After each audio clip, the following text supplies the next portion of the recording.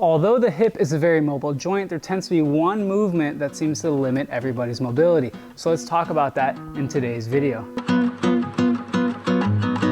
Your hip is a ball and socket joint, so it should be very mobile. You should be able to flex, extend, abduct, adduct, externally rotate, and internally rotate the hip. But for some reason, a lot of people lack internal rotation, which is moving your foot away from you.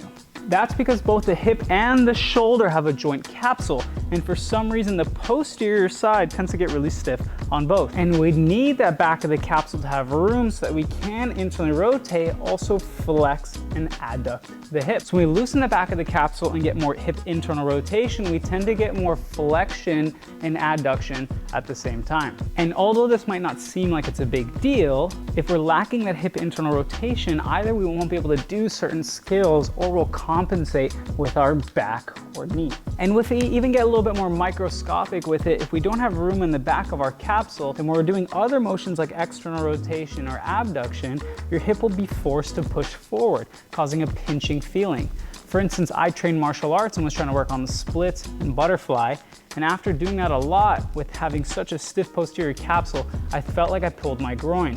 But once I loosened that up, I was able to continue my training. Well, if we can all agree that getting more hip internal rotation is a great idea, well, how much is enough or even too much?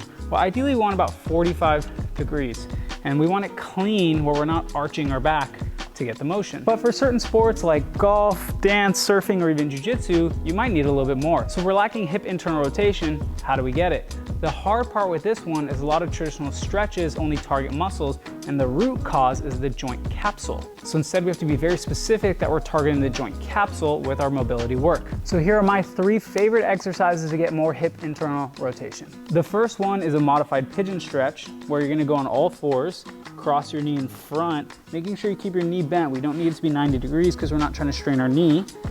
And then you're gonna lean onto that affected hip, rotate the opposite towards the ground, and then breathe for 30 seconds. You should start to feel a pretty intense stretch in the back of your hips.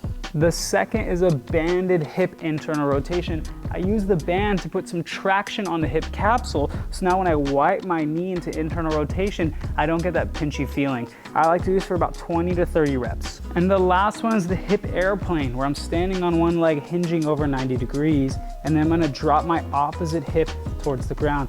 I'm working on hip internal rotation on the stance leg. The nice thing about this is I'm also working muscular control. So I'm working those muscles while I'm getting that mobility to get mobility, balance, and strength at the same time. So try those 3 exercises out so you can get more hip mobility, so you can either get back to doing what you love or doing more of it in the first place. Don't forget to like, comment, or subscribe for more tips on health and wellness.